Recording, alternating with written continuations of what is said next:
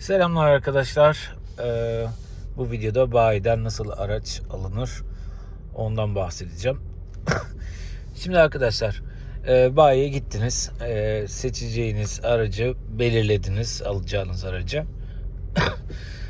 Hemen orada bir kapora veriyorsunuz. İşte bu ya 5.000 de olabilir, 50.000 de olabilir. O anki anlaşmanıza bağlı. Nasıl uygun görürlerse.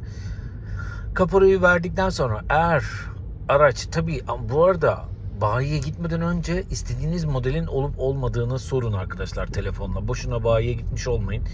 Mesela ben Toyota'yı alırken Corolla Cross modelini alırken bir bayiye direkt gittik. Dediler yok Mart'ta gelecek. Ha dedik o zaman bir sonrakinde aradık diğer bayileri. Birinde dediler bitti bizde artık o gelmeyecek. 2026'lar gelecek artık. 2025'ler gelmeyecek dedi. Bir başkası yani Gürses Oto'yu aradım. O var şu an dediler. Gelebilirsiniz dediler. Tabii var dedikleri yani onların şeylerinde stoklarındaki yani yine şeyden geliyor. Sakarya'dan falan geliyor Toyota'nınki. Yani arabayı almaya karar verdiğinizde önce bayiyi bir arayın. İstediğiniz renk falan bunları söyleyin. Renki önemli yani. Rengi belirlemeniz gerekiyor. İstediğiniz renk bulunmayabilir stoklarda. Daha sonra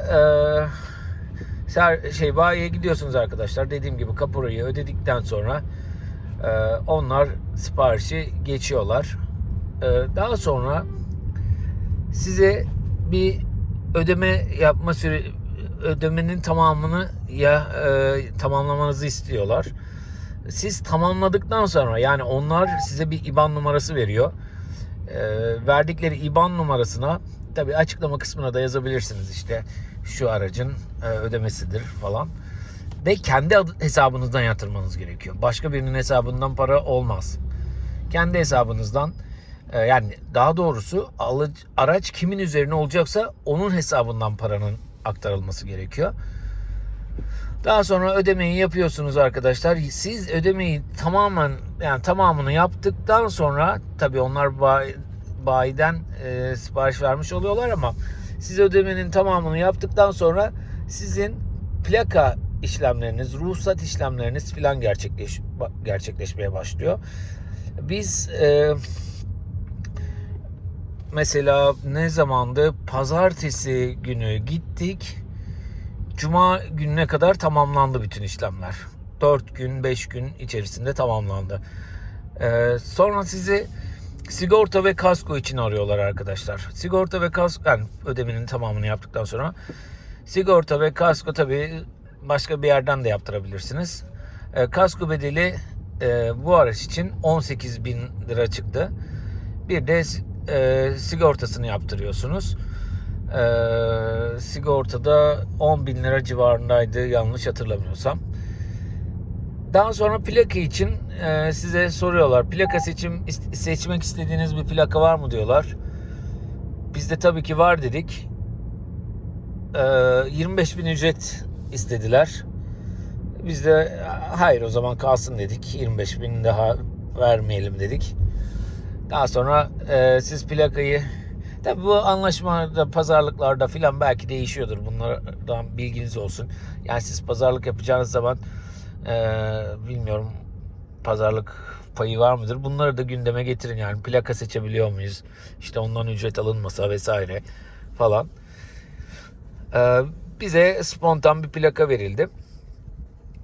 Dediğim gibi bu 3 aşama oldu. Yani ödemeyi yaptık.